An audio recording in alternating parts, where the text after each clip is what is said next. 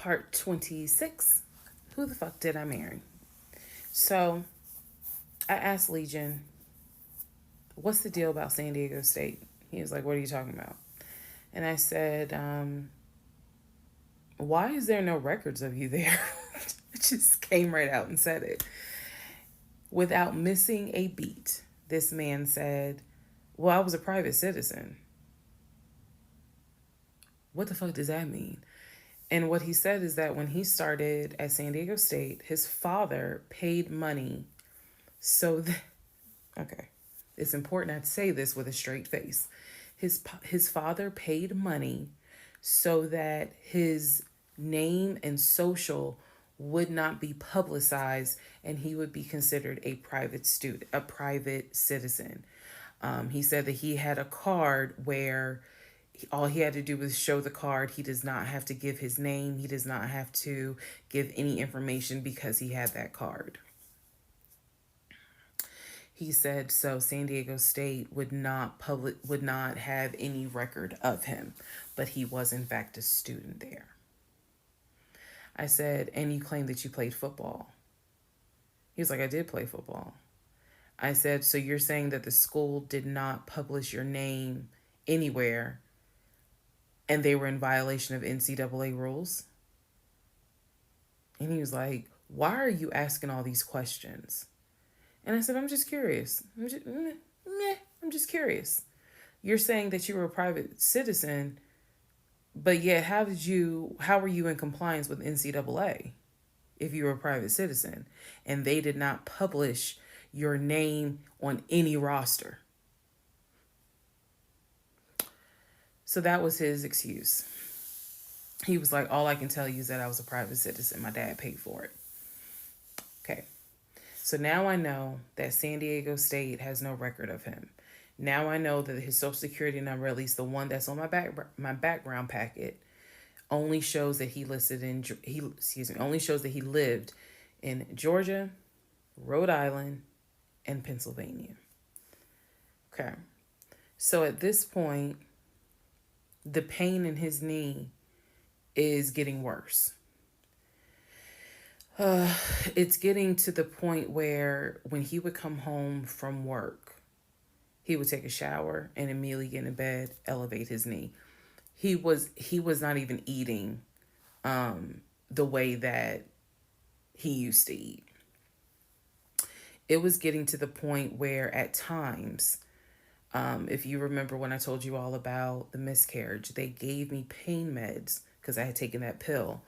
But the pain meds I was allergic to, so I couldn't take them. But I still had them. So the pain in his knee was getting to the point where he would take one of those pain meds just to get through the night. He was constantly in agony, constantly kind of tossing and turning. So much so that in May, he moved into the guest bedroom because I couldn't deal with the tossing and turning thing. And he just said he was more comfortable there.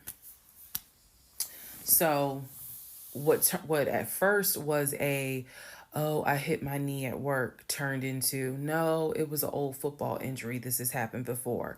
Turned into, it's painful for me to walk on it. Turned into, it's actually hard for me to work on it. But he was still going to work at 6:15 every morning and coming home between 3:30 and 4. So it is, again, I'm just giving you guys the chronological order of how all this happened. So at this point, we're not looking for a house. I still have not seen the 2 savings account. I'm pretty sure there's no money in those savings accounts. But again, he was going to put in an all cash offer with Amber the realtor. So I really didn't know what to believe, but I believed what I saw, which is I saw that background is not showing where he went to California. So at one point in May, it was close to mid-May, he calls me from work. He calls me from work, calls me while I'm at work, and tells me that he got a phone call from his stepson. The phone call from his stepson The stepson was crying and was just absolutely distraught. And I'm at work in my office, like, what's going on? And he says to me that the stepson informed him that his stepdaughter passed away, that she died from COVID. The stepson found, this is the story. The stepson found her in her apartment because they had not heard from her for a couple of days. And she was unresponsive. He called the ambulance. They pronounced her dead when she got to the hospital. So he was calling to tell me that she had died. And he was also calling to ask me if I would object to him giving his ex-wife $2,000 towards the funeral. As I've stated before, and I still am this way to this day. I don't play about death. So when he told me that she died, I immediately went into the, all right, I'm sorry to hear that. Whatever we can do to help, let's help. Because surely nobody would make that up. So he was like, are you okay with that? He was like, we're married, and the agreement was that anything over $500 would be a discussion. So 2,000 definitely. And I said, yeah. I said, that's totally fine. I'm fine with that.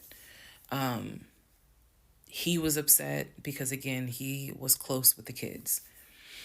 And my heart went out to his ex-wife. It did, because I can't even imagine. I cannot even imagine. So